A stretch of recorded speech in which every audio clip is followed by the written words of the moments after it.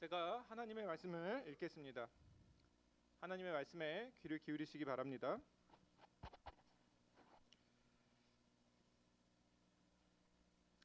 에베소 교회의 사자에게 편지하라.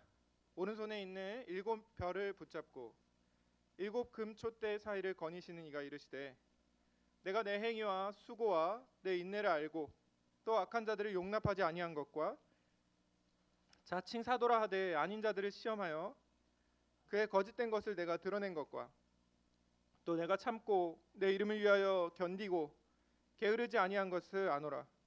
그러나 너를 책망할 것이 있나니 너의 처음 사랑을 버렸느니라. 그러므로 어디서 떨어졌는지를 생각하고 회개하여 처음 행위를 가지라. 만일 그리하지 아니하고 회개하지 아니하면 내가 내게 가서 내 촛대를 그 자리에서 옮기리라. 오직 내게 이것이 있으니 내가 니골라당의 행위를 미워하는도다. 나도 이것을 미워하노라. 귀 있는 자는 성령이 교회들에게 하시는 말씀을 들을지어다. 이기는 그에게는 내가 하나님의 낙원에 있는 생명나무의 열매를 주어 먹게 하리라. 아멘. 오늘은 귀 있는 자는 들을지어다라는 제목으로 설교하고자 합니다. 구약에 기록된 이스라엘 백성들의 가장 큰 문제가 무엇이었습니까? 그들이 하나님의 말씀을 듣지 않는다는 것이었습니다. 하나님의 말씀을 듣고 돌아가서 행하지 않았던 문제가 있습니다. 이사야 42장 18절에서 20절까지 바로 구약의 이스라엘 백성들의 바로 그 문제에 대해서 지적하는데요. 선지자가 이렇게 하나님의 말씀을 전합니다. 제가 먼저 읽어드리겠습니다. 너희 귀머거리들아 들으라. 너희 소경들아 밝히 보라. 소경이 누구냐? 내 종이 아니냐? 누가 나의 보내는 나의 사자같이 귀머거리겠느냐? 누가 나와 친한 자같이 소경이겠느냐? 누가 여호와의 종같이 소경이겠느냐? 내가 많은 것을 볼지라도 유의치 아니하며 귀는 밝을지라도 듣지 아니하는도다. 굉장히 역설적인 표현이죠. 들으라 하면서 너희 듣지 못하는 자들아 이렇게 부르고 있습니다. 귀는 열려 있는데 그 말씀을 마음에 새기고 행하지 않는 그런 모습을 선지자가 이렇게 표현한 것입니다. 하나님은 참으로 이스라엘 백성들에게 끊임없이 말씀하셨죠. 선지자들을 끊임없이 보내셨습니다. 회개를 요청하시고 말씀을 가르치셔서 그들이 어떻게 얼마나 말씀에서 떨어졌는지 깨닫게 하셨습니다. 내게 돌아오라 끊임없이 요청하셨습니다. 그런데 이스라엘 백성들이 들어도 듣지를 않습니다. 보아도 보지를 못합니다. 그들은 하나님의 말씀을 듣는 대신 세상에서 들려오는 소리에 귀를 기울였고 우상을 섬겼습니다. 그 결과 그들이 섬기고 예배하는, 그들이 사랑하는 그 우상, 세상의 성공, 돈, 이 땅에서의 번영, 이것을 닮아가게 됩니다. 우상의 특징, 듣지 못하고 보지 못하는 그런 상태에 그들이 닮아가게 되는 것이죠.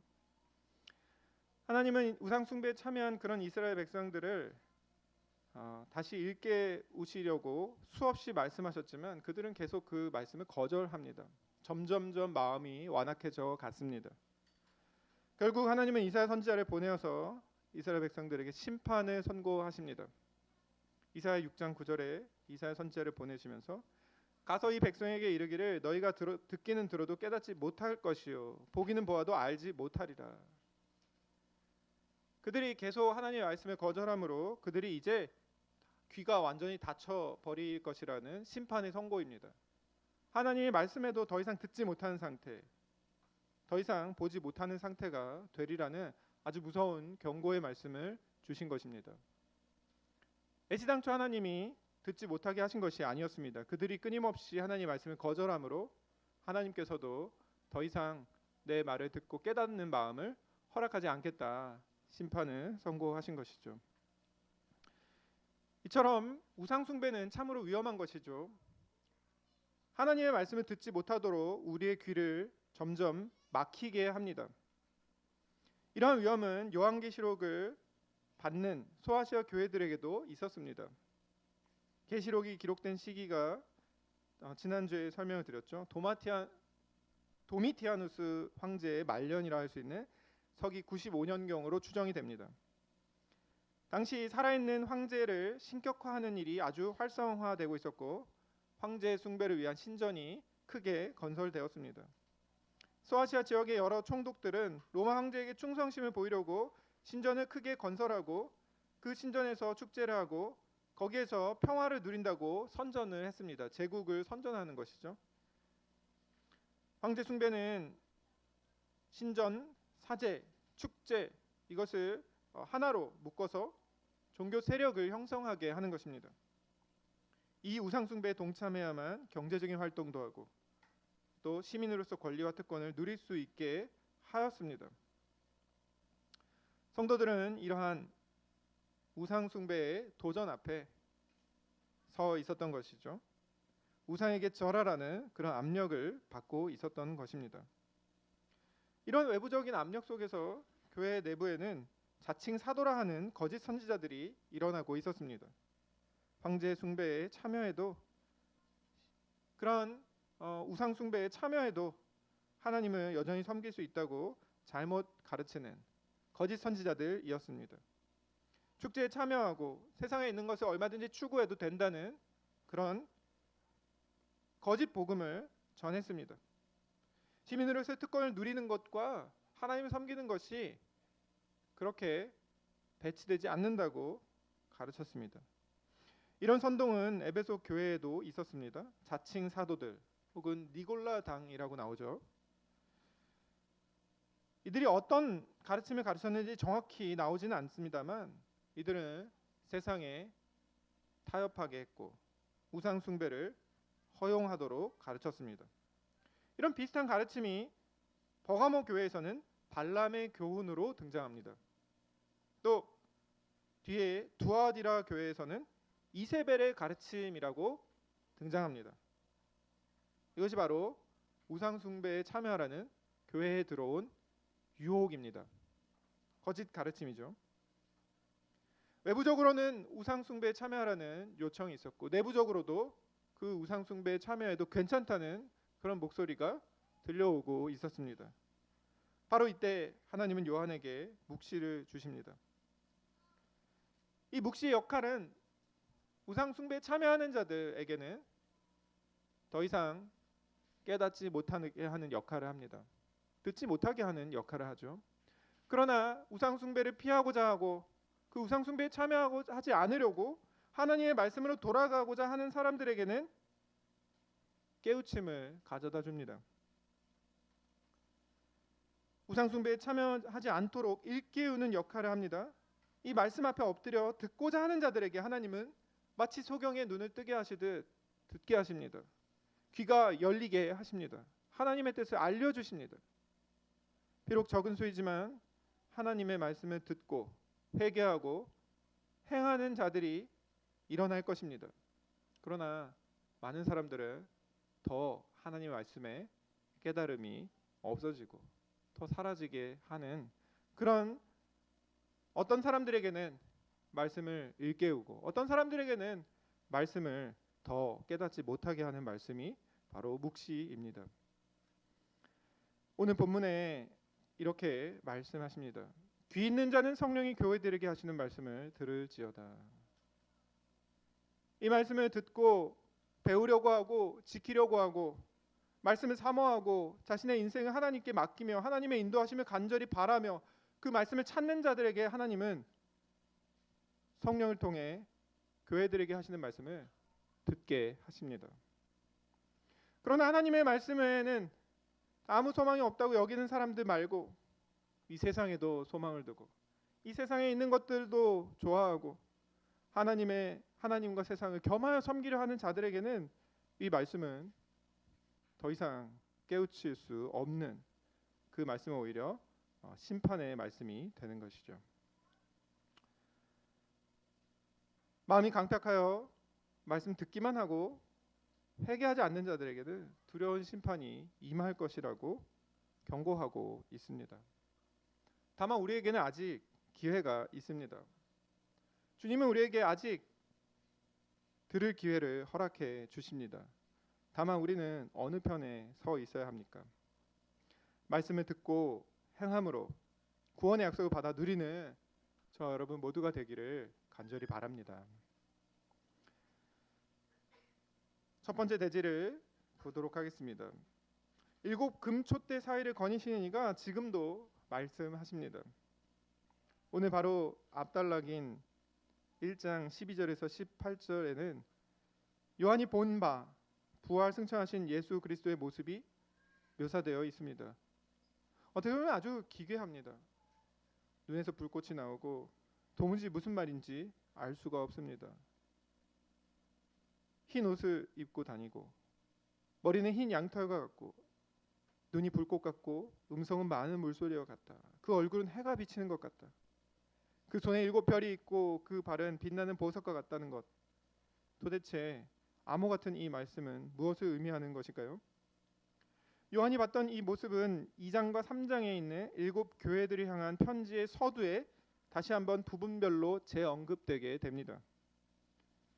2장과 3장에 있는 7 교회를 향한 메시지의 내용을 형성하는데 아주 결정적인 역할을 하는 것이 바로 이 예수님의 묘사입니다.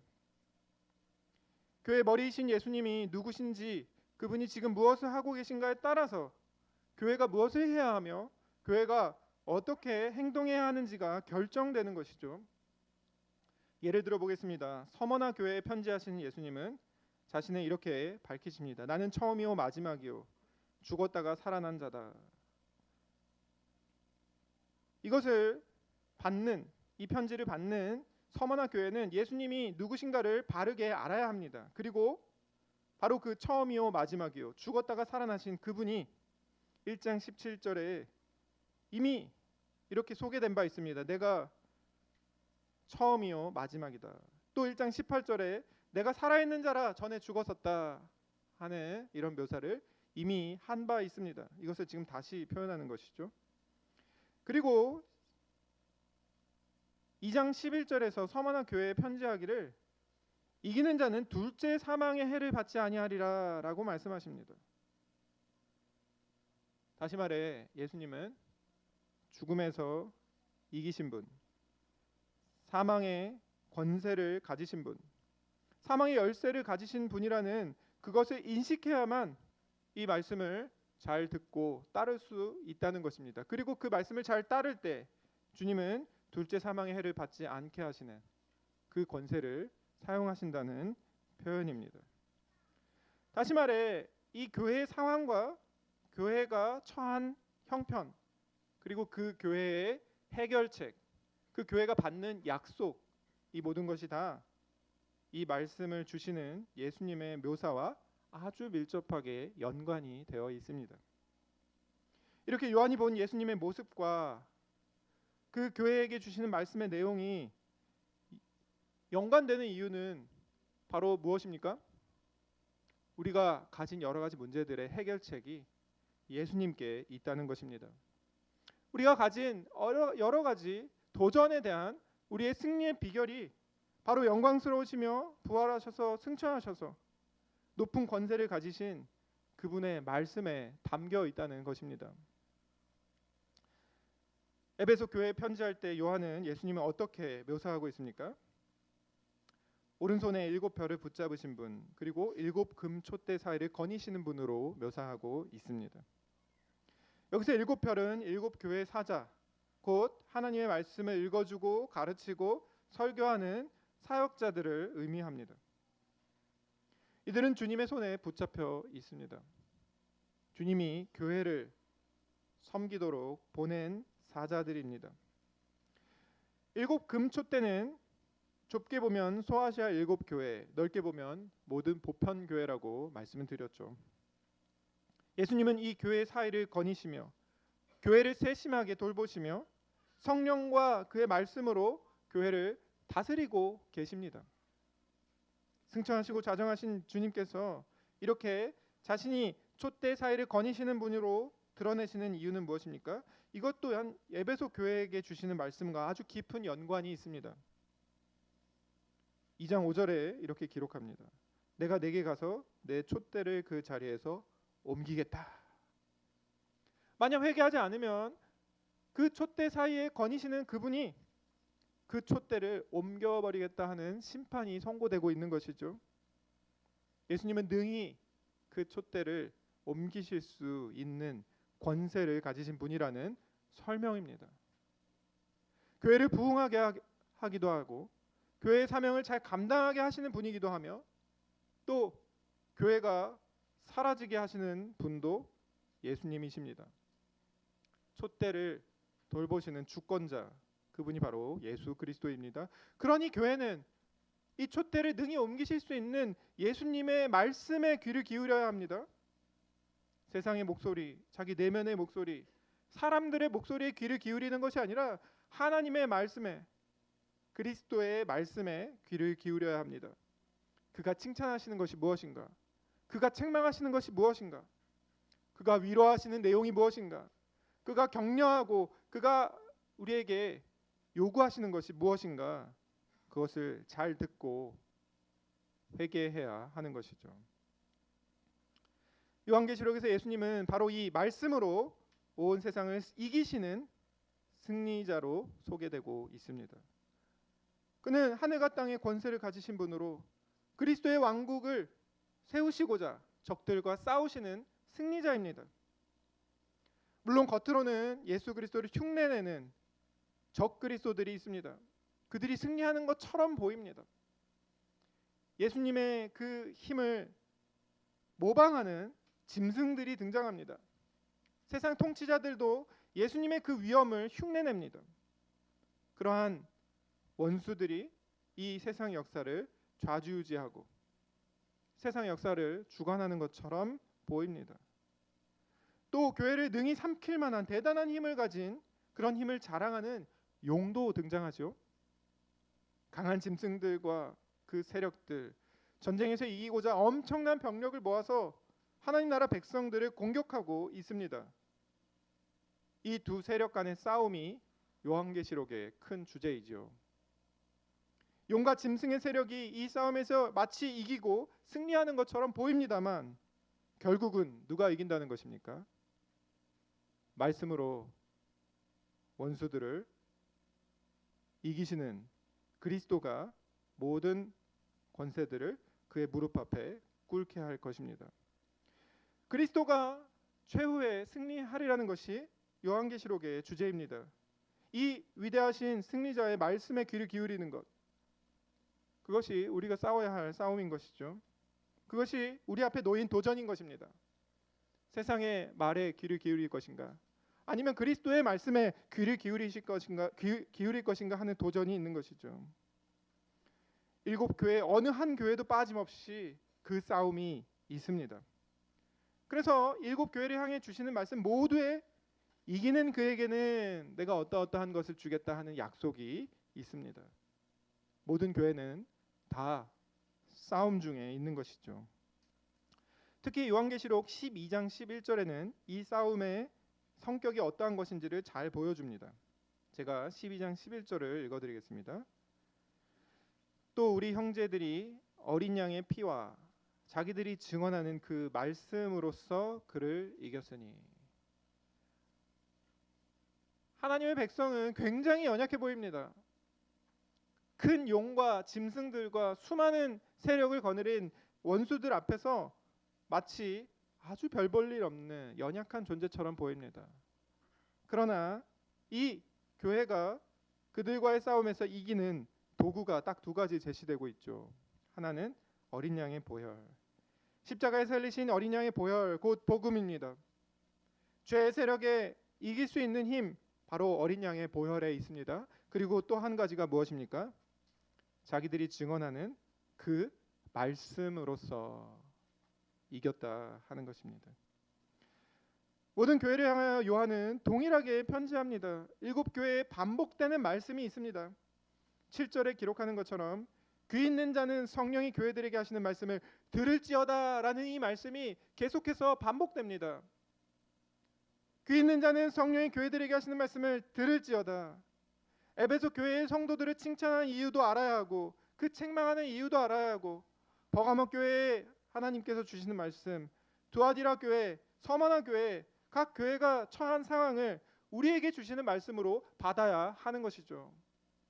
성령이 교회들에게 하시는 그 말씀을 잘 연구하고 잘 살펴서 우리 삶에 적용한다면 우리는 이 원수와의 싸움에서 이길 수가 있는 것이죠. 이 일곱 교회에 주시는 말씀이 각각 다른 교회에 해당하는 말씀이라기보다 교회가 처한 여러 가지 싸움, 우리가 처한 여러 다양한 싸움들에서 이길 수 있는 비결을 우리에게 가르쳐 주고 있는 것입니다. 그것이 말씀에 담겨 있습니다.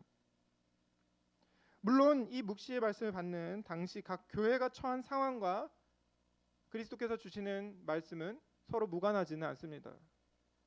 하지만 이 모든 것은 성도인 우리가, 모든 교회가 알아야 하는 내용이죠. 모든 성도는 촛대 사이에 계신 그 그리스도의 말씀에 주의를 기울여야 합니다. 모든 것을 아시고 우리의 마음을 속속들이 꿰뚫어 보시는 그분 앞에서 우리는 늘 어떤 자가 되어야 합니까? 귀를 기울여 듣는 자가 되어야 합니다. 사랑하는 성도 여러분, 우리가 한 주를 또 하루를 살아가는 힘이 어디에 있습니까? 엎드려 그분의 말에 귀를 기울이는 것입니다. 그분의 말씀에 우리의 귀를 열 때 우리가 싸우는 무기를 받습니다. 주님의 말씀에 귀 기울이며 살아가고 계십니까? 그렇다면 우리는 이기는 자로 날마다 설 수 있습니다. 그 일을 끝까지 잘 해나갈 때 우리는 주님께 상을 받게 됩니다. 주님이 주시는 모든 약속들이 다 마찬가지입니다. 이기는 자에게 생명나무 열매를 먹게 해주시겠다, 에베소 교회에 약속하셨죠. 서머나 교회에는 둘째 사망의 해를 받지 않게 하겠다 약속하셨습니다. 버가몬 교회에는 감추었던 만나를 주고 흰 돌을 받게 될 터인데 거기에 이름이 적혀 있을 것이다 약속하셨습니다. 두아디라 교회는 만국을 다스리는 권세를 받습니다. 사대 교회는 흰 옷을 입을 약속을 받게 됩니다. 여러분, 이 약속은 다 다른 것 같지만 사실 하나입니다. 주님의 말씀을 듣고 싸우는 자들에게 주시는 새 하늘과 새 땅, 새 예루살렘의 약속이 있는 것이죠. 이 모든 약속들은 결국 요한계시록 21장과 22장에 다시 등장하게 됩니다. 거기 하나님의 백성들이 흰 옷을 입고 만나를 먹고 생명나무의 그 치유하는 열매를 먹으며 영생을 누리게 됩니다. 하나님의 보좌 앞에서 다스립니다. 이 하나님 나라에 들어가느냐 아니냐 어디에 달려 있습니까? 귀 있는 자는 들어야 합니다. 말씀을 듣고 흘러떠 내려가지 않도록 우리는 주의를 기울여야 하는 것이죠. 설교 나눔을 통해서, 기도를 통해서 우리는 이 말씀을 가지고 살아야 합니다. 위엄과 영광을 입으신 예수 그리스도의 말씀을 마치 지나가는 노인의 잔소리쯤으로 여기고 있지는 않습니까? 주님의 말씀에 귀를 기울여 우리의 마음을 거기에 드리기보다 그냥 흘러떠 내려가게 하지는 않습니까?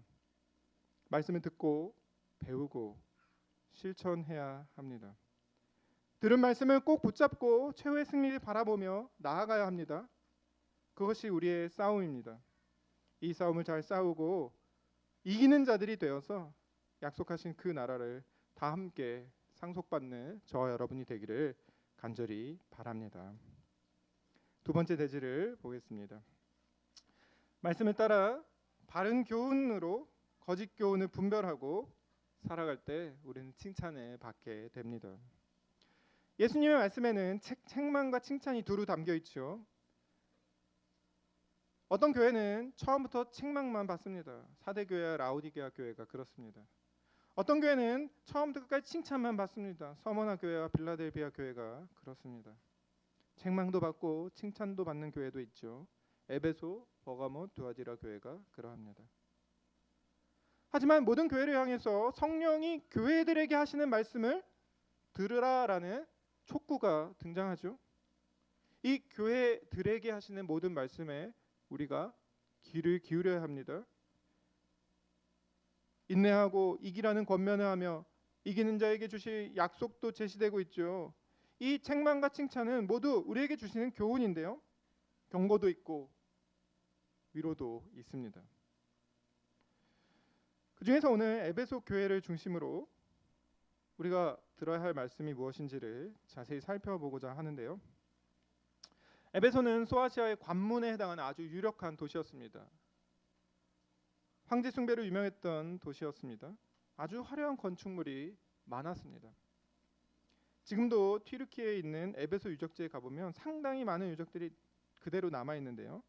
에베소가 얼마나 번성했었는지를 눈으로 실감할 수 있습니다. 에베소 지역에는 그리스, 로마 유적이 가득하고요. 또 기독교 고대 유적지이기도 한데요. 많은 기독교인들이 여기에 탐방을 옵니다. 바울이 개척한 이후에 다시 찾아가서 3년 동안 이 두란노 서원이라는 곳에서 가르쳤던 곳이죠. 거기에 이제 도서관도 있습니다. 나중에 사도 바울이 잡혀서 감옥에 갈 것으로 예상하고 에베소 장로들을 밀레도에 모아서 고별 설교를 하는 장면, 이 밀레도라는 도시도 그래서 유적지입니다. 사도가 얼마나 이 에베소에 있는 교회들을 생각하고 또 거기에 있는 장로들을 가르쳤는지 이것을 우리는 성경을 통해 살펴볼 수 있습니다. 사도는 이제 자신이 아들처럼 여기는 디모데를 에베소 교회에 파송해서 사역하게 합니다. 또 사도는 감옥에서 에베소 교회에 편지를 보냅니다. 에베소서죠. 아주 애정이 가득 담겨 있는 편지입니다.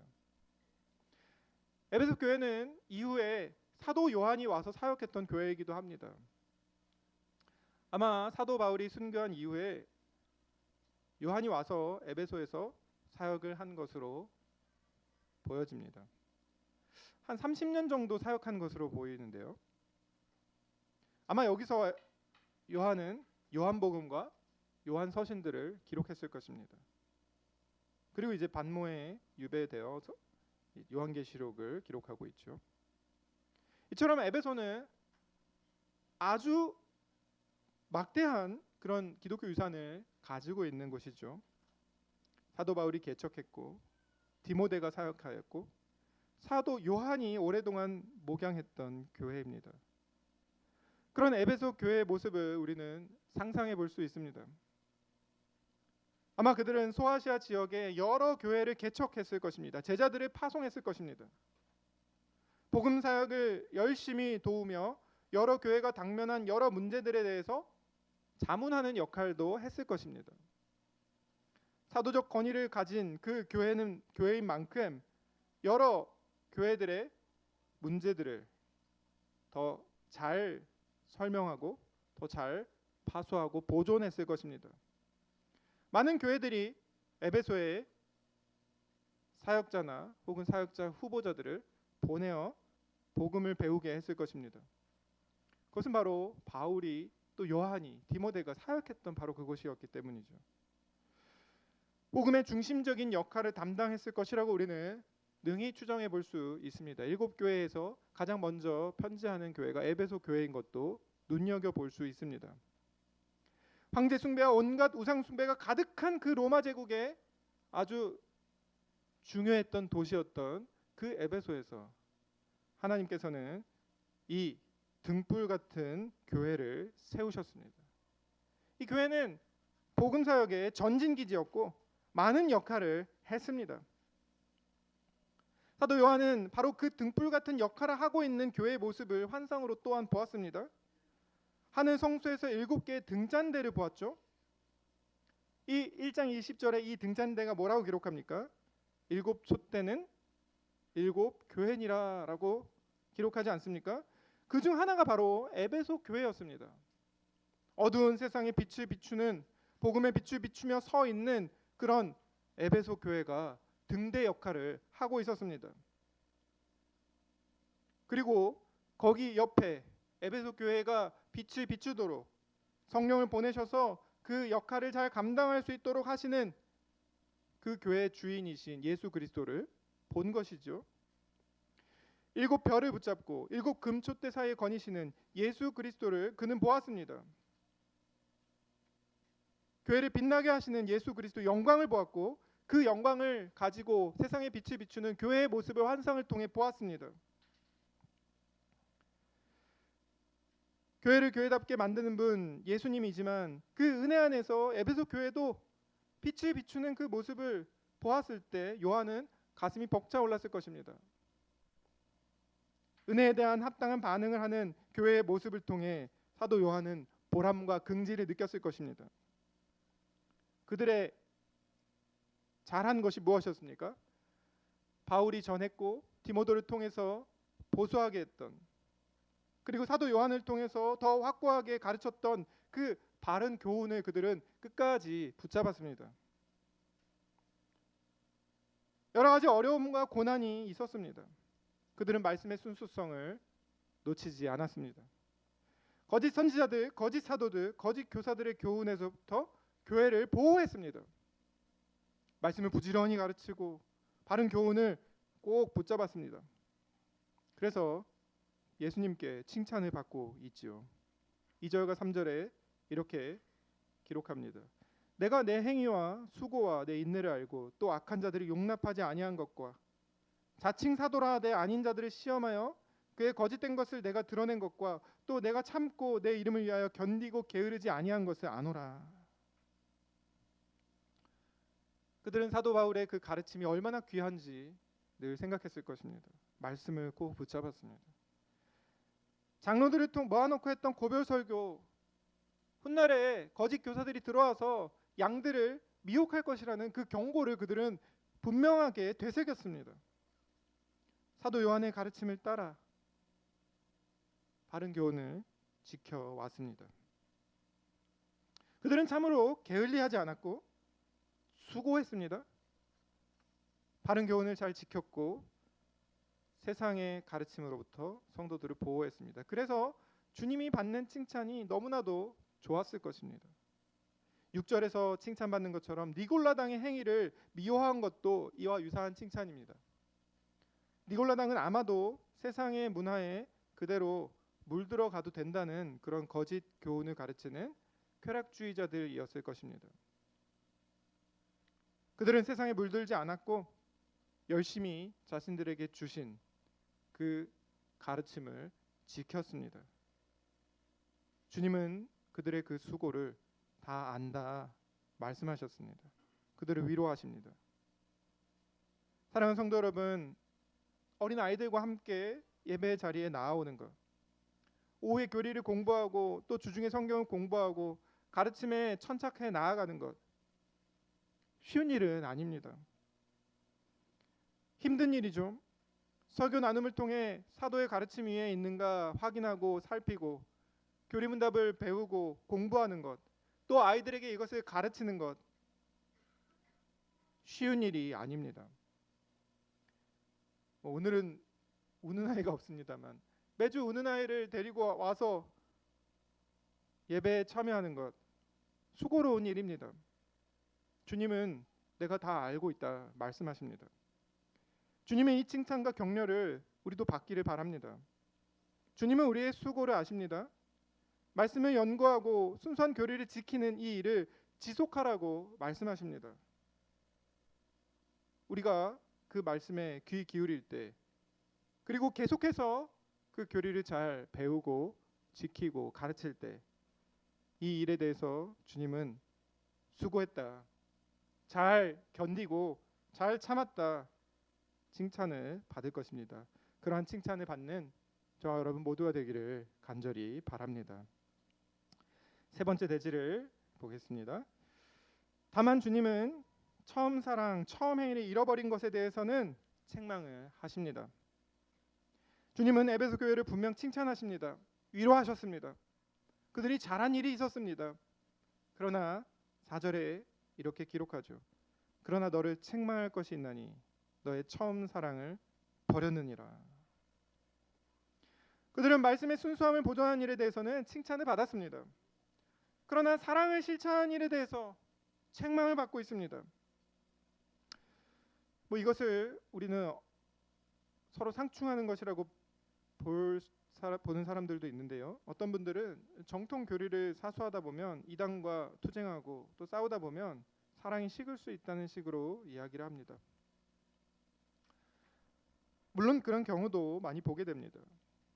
하지만 바른 교리라면 우리의 마음의 사랑을 식게 하기보다 오히려 사랑을 더 뜨겁게 할 것입니다. 바른 교리, 사도적 교훈을 잘 전수하고 그것을 잘 지켜간다면, 순수한 복음을 계속해서 설교한다면 사랑이라는 열매를 맺지 않을 수는 없는 것이죠. 디모데전서 1장 5절에서 바울 사도는 에베소 교회의 사역자인 디모데에게 이렇게 편지합니다. 이 교훈의 목적은 청결한 마음과 선한 양심과 거짓이 없는 믿음에서 나오는 사랑이거늘. 바른 교훈은, 사도적 복음은 반드시 사랑의 열매를 맺게 합니다. 그런데 바른 교훈을 지켰던 에베소 교회는 어떻게 하다가 그 순수한 사도적 복음을 그렇게 지켜왔음에도 불구하고 처음 사랑을 잃어버리게 된 것일까요? 문제는 그들이 인내해야 했다는 점에 있습니다. 여러분, 논쟁에 이긴다고 해서 거짓 교사들이 물러가는 것이 아닙니다. 바르게 가르친다고 해서 사람들이 말씀을 따라 그대로 살아가는 것도 아닙니다. 열매를 맺기까지 오래 인내해야 합니다. 기다려야 합니다. 바른 교훈에서 나오는 그 사랑의 열매가 나타나기까지 오랫동안 기다려야 하죠. 그런데 우리는 종종 이 기다림이 힘들다고 해서 정통교리, 바른 신앙 혹은 순수한 복음과 사랑이 서로 상충하는 것처럼 생각할 때가 있습니다. 순수한 복음을 지키는 사람들은 사랑이 없다고 말한다거나, 정통교리를 사수한 사람들은 차갑다고 생각하는 것은 오해입니다. 하지만 분명한 것은 인내는 어렵습니다. 기다림은 어렵습니다. 참고 기다리는 것, 종종 우리가 하는 모든 좋은 일들에 대해서 회의감을 갖게 합니다. 마음의 조급함이 생깁니다. 인내심이 바닥이 납니다. 정말로 열매 맺는 교회가 될 수 있을까? 회의감이 찾아옵니다. 에베소 교회의 문제는 바로 여기에 있었죠. 5절은 그래서 이 지속하지 못하는 문제에 대해서 이렇게 기록하고 있습니다. 그러므로 어디서 떨어졌는지를 생각하고 회개하여 처음 행위를 가지라. 만일 그리하지 아니하고 회개하지 아니하면 내가 내게 가서 내 촛대를 그 자리에서 옮기리라. 여기 보면 에베소 교회의 이 문제는 처음에 했던 행위, 처음에 잘했던 일에 대한 것임을 알 수 있습니다. 다시 말하면 이것은 마음이 따뜻하지 못하다거나 감정이 메말랐다거나 하는 그런 문제가 아닙니다. 어떤 사역, 어떤 일을 계속했느냐 아니면 그것을 그만두었느냐 하는 문제가 있습니다. 예전에는 교회가 이런 일을 했는데 지금은 그 일을 그만둔 것이었습니다. 왜, 언제, 무엇 때문에, 어디서부터 그 일을 그만두었는지 그것을 살펴보고 다시 그 일을 시작해야 한다라고 주님은 책망하신 것이죠. 물론 우리는 이 일이 무엇인지 궁금합니다. 하지만 정확하게 성경이 말하고 있지 않으니 정확하게 알 수는 없습니다. 다만 조금 추측해 볼 수는 있는데요. 예수님이 촛대 사이에 계신 것을 보았죠. 그것은 에베소 교회 문제와 연관이 있다 말씀을 드렸습니다. 다시 말해 교회는 세상에 빛을 비추는 역할을 합니다. 복음의 빛을 비추는 것이죠. 예수님은 그 불이 계속 빛나도록 성령을 보내주십니다.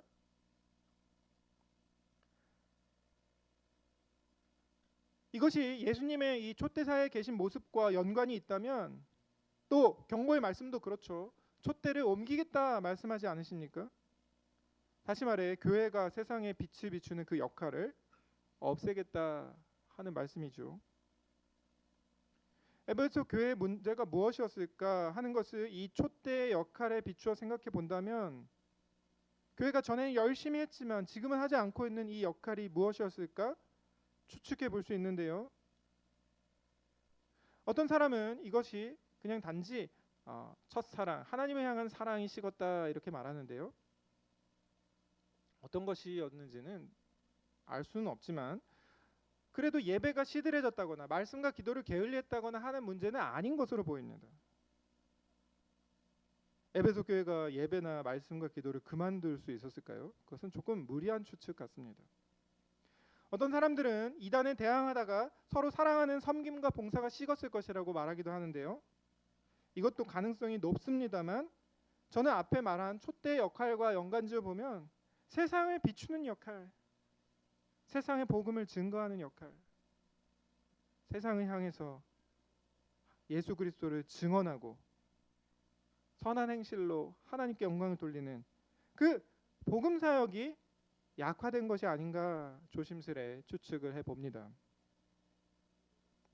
물론 하나님을 향한 사랑, 이웃을 향한 사랑, 세상을 향한 선교적 사명, 어느 것인지 우리는 확증할 수는 없습니다.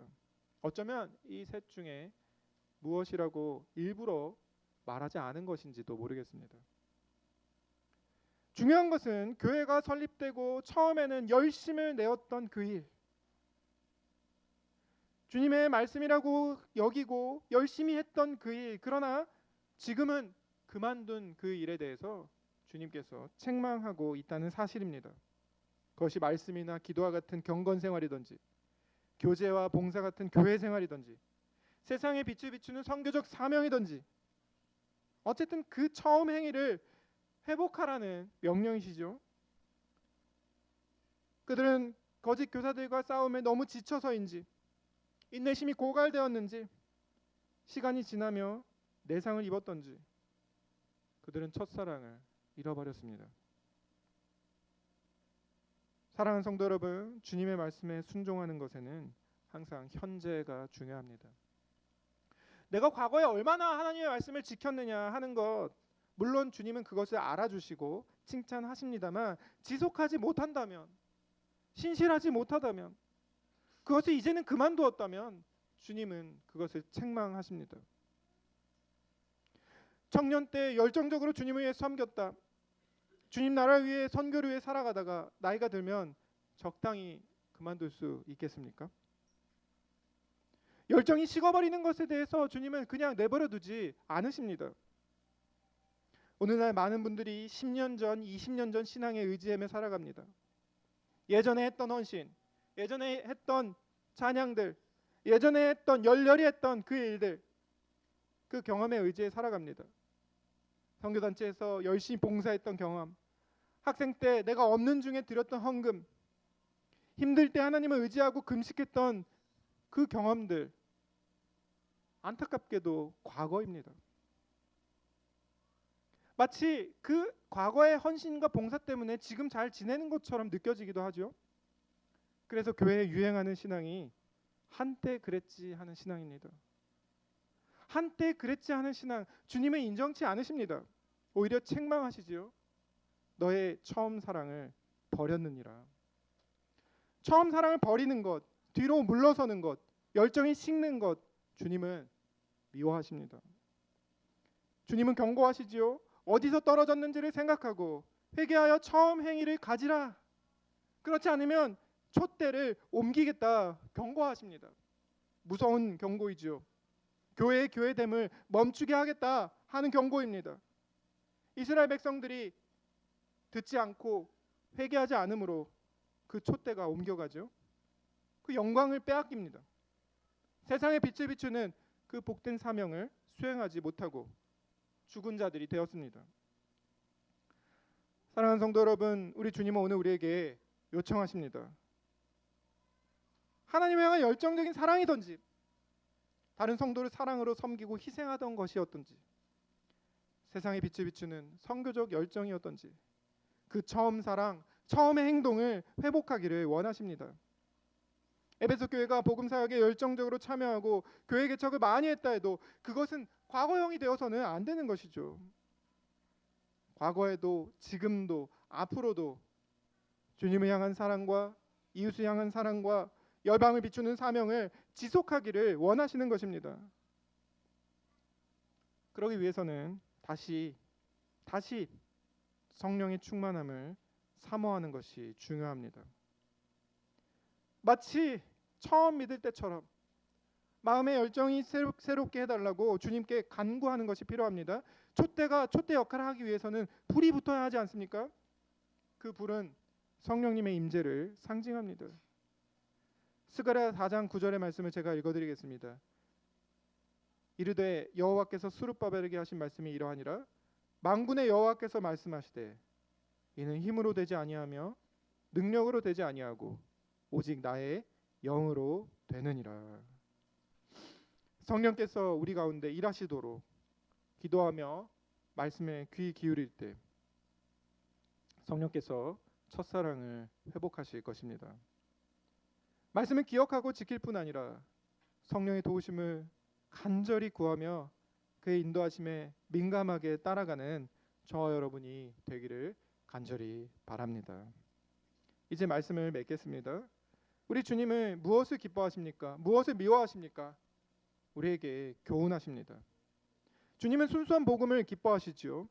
사랑의 실천을 기뻐하십니다. 지속성을 원하십니다. 세상의 등불이 되기를 원하십니다. 그래서 주님은 오늘 우리에게 말씀하십니다. 귀 있는 자는 성령께서 교회들에게 하시는 말씀하시는 것을 들을지어다. 그리고 이기는 자에게는 낙원에 있는 생명나무 열매를 주시리라 약속하십니다. 에덴의 회복이죠. 요한계시록 21장 22장에 등장하는 새 에덴, 새 예루살렘에 들어가게 해 주시겠다는 약속입니다. 하나님의 동산에서 영원히 살게 하실 것입니다. 그러나 아직은 우리에게 싸움이 있습니다. 거짓교리, 세상의 말들과 우리는 하나님의 말씀으로 싸워야 하지요. 첫 행위를 잃어버리지 않도록 신실하게 살아가도록 성령의 도우심을 구해야 합니다. 오늘 들은 주님의 말씀을 우리 모두 기억하시기 바랍니다. 회개하지 아니하면 촛대를 옮기겠다 하는 이 무서운 경고에도 귀를 기울이도록 합시다. 이기는 자에게는 생명나무 열매를 주시리라는 이 약속을 마음에 간직하시기 바랍니다. 우리 주님께서 이 말씀을 듣고 행하는 자에게 싸움에 영원토록 승리할 수 있도록 힘과 지혜를 주실 것입니다. 함께 주신 말씀 생각하시면서 같이 잠시 기도하도록 합시다.